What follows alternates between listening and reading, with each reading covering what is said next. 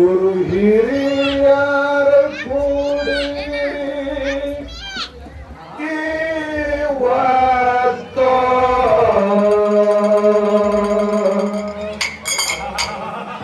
ಏನಾಯ್ತು? ಸಬದಾಗ ಹಾಡಿ ಹೇಳುವೆ ನಾನಿಂತ.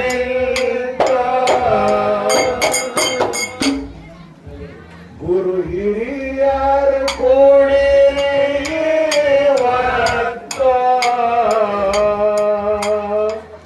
ಸಬದಾಗ ಹಾಡಿ ಹೇಳುವೆ ನಾನಿಂತ.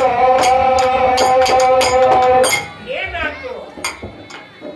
ಭಂಡಾರ ಭೋಜಗ ಯಗ ಸಾಧ್ಯಾತ